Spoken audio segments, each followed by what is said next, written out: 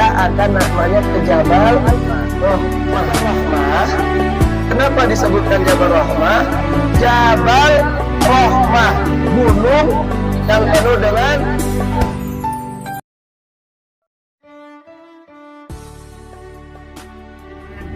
kita akan ke tempat yang mana di situ ada sejarah sangat-sangat penting ketika Rasulullah SAW akan melaksanakan hijrah. Kemarin hijrah Rasul pertama datang ke Madinah di mana? Masih ingat gak? Mana enggak? Kemana? Waktu Rasulullah SAW hijrah ke Madinah, tempat yang pertama kali dikunjungi oleh Rasul mana? Jangan lupa ibu. Nah itu harus melekat di hati kita ya, jangan diletak aja. Jadi memang kita tuh, oh iya ini ketika Rasulullah pertama kali datang ke Mekah, ke Madinah, di mana beliau berdiam diri. Kuba. Masjid yang pertama kali dibangun, masjid apa? Kuba. Pahalanya, fadilah daripada kita sholat di masjid Kuba itu apa? Dapat pahala satu kali. Kalau ditanya dalilnya mana? Tadi man tatahhara fi baitihi thumma ata masjid Quba fa shalla fihi fakana ka ajri umratin. Sebelum Rasulullah sallallahu alaihi wasallam Bapak Ibu sampai di Madinah ada peristiwa yang sangat penting. Apa? Jadi harus tahu. Jadi di samping umat Rasulullah SAW yang berada di Madinah itu bahagia, senang akan kedatangannya Rasulullah di Madinah. Akan tetapi ketika di Mekah, Rasulullah dan Sayyiduna Abu Bakar beserta para sahabat yang lain sedang ketakutan, sedang panik. Karena kenapa? Karena kaum kafir Quraisy berkumpul di mana? Darun Nadwa, merencanakan untuk membunuh Rasulullah Sallallahu Alaihi Wasallam. Nah ini alasan kenapa Rasulullah Sallallahu Alaihi Wasallam diperintahkan dan diturunkan wahai Rasul, kamu berhijrahlah ke Madinah. Alasannya kenapa?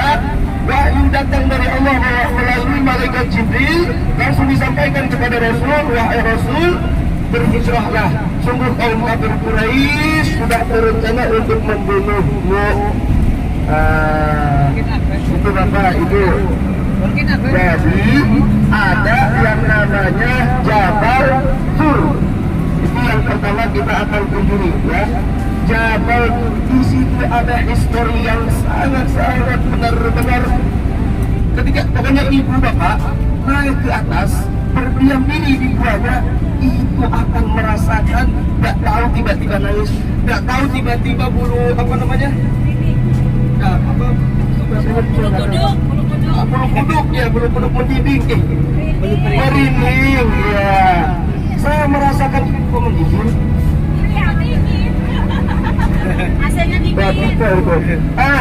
Sumpah, saya berani bersumpah, wallahi billahi tallahi, ketika saya naik ke sana perjalanan selama 2 jam, saya diam karena di situ nggak bisa sholat. Di Jabal Sur itu jabal yang sangat tinggi ya, itu sangat kecil, tidak bisa dipakai sholat, hanya duduk saja bersolawat. Malam-malam tiba-tiba ada angin dingin yang membuat perut kita merinding.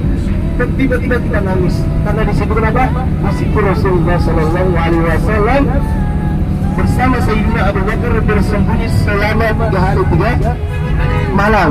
Ceritanya bagaimana? Nah, ini saya ceritakan. Itu dalam Al-Quran. Surat apa Ustaz? Mas Angga? Surat apa?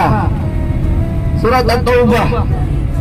إلا تنصروه فقد نصره الله إذ أخرجه الذين كفروا ثانية إذ هما في الغار إذ يقول لصاحبه لا تحزن إن الله معنا. Ini hikmah yang kita bisa ambil ibu bapak. Oke? Ini hikmah yang bisa kita ambil bahwasanya kita jangan takut apapun yang akan menimpa kita, Allah selalu bersama hambanya. Kata Allah apa? La tahzan innallaha ma'ana. Dimanapun kita berada, Allah selalu bersama kita. Makanya kalau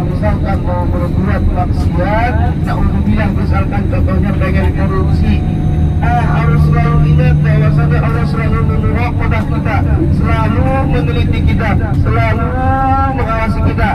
Nah, seperti itu ya. Nah, jadi ayat itu turun karena ketika Rasulullah SAW diberitahu oleh Allah, wahai Rasul, berhijrahlah melalui malaikat Jibril. Kemudian Rasulullah SAW datang ke rumah Sayyidina Abu Bakar dan mengabarkan, wahai Abu Bakar, berhijrahlah bersamaku.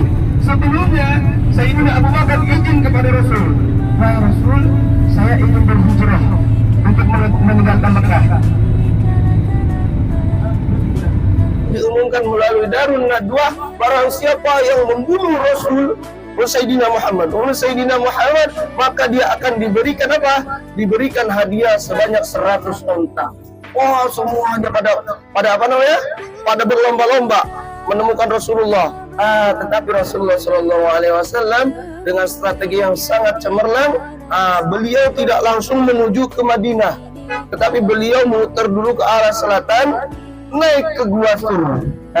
Disitulah 3 hari 3 malam Rasulullah SAW bersama Sayyidina Abu Bakar bersembunyi. Nah, bagaimana Rasulullah SAW makannya? Bagaimana Rasulullah SAW minum selama 3 hari 3 malam? Ada peran penting, dan itu bukan dilakukan oleh laki-laki ibu bapak, tetapi dilakukan oleh perempuan. Siapa? Ada yang tahu? Bukan Bapak, bukan istrinya Nabi. Siapa? Ada namanya Sayyidah Asma, putra daripada Sayyidina Abu Bakar. Ada 2 peran anaknya Sayyidina Abu Bakar yang membantu Rasulullah SAW dan Abu Bakar dalam perjalanan hijrah. Sayyidah Asma dan juga Sayyidina Abdullah bin Abu Bakar. Bayangin ibu, perjalanan ke gunung naik ke atas selama 2 jam.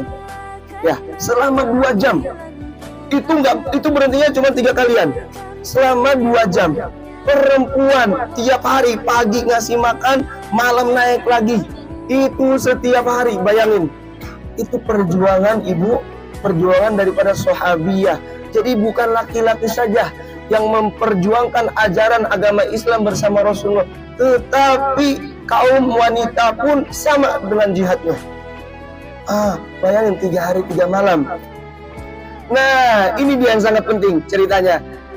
Di Jabal Sur di atas, Pak, itu sudah banyak kaum kafir Quraisy sudah curiga, oh ini kayaknya bakal ke sini. Pada naik dia, cuman 2 langkahan atau 1 langkahan. Ini gua, di sini sekitar gua, itu di situ sudah banyak kaum kafir Quraisy, Pak, sudah mengepung. Tetapi Rasulullah SAW dan Sayyidina Abu Bakar tidak ditemukan sama sekali. Bagaimana mukjizat Allah di situ? Jadi inilah ada, maksudnya sesuatu yang di luar nalar akal manusia. Nalar itu apa ya? Akal ya? Berarti sesuatu yang di luar nalar manusia gitu ya. Jadi mereka itu berpikir nggak mungkin ada orang masuk ke dalam gua ini, sedangkan gua ini ada sarang laba-laba di pintunya. Itu kerennya ibu. Makanya di situ 3 hari 3 malam Rasulullah SAW bersama Sayyidina Abu Bakar As-Siddiq bersembunyi daripada kejaran kaum kafir Quraisy. Intinya kita harus tahu Gua Sur itu apa? Mas Angga? Gua Sur itu apa? Tempat bersembunyi Rasulullah SAW sebelum berhijrah ke Madinah. Selama berapa hari? 3 hari.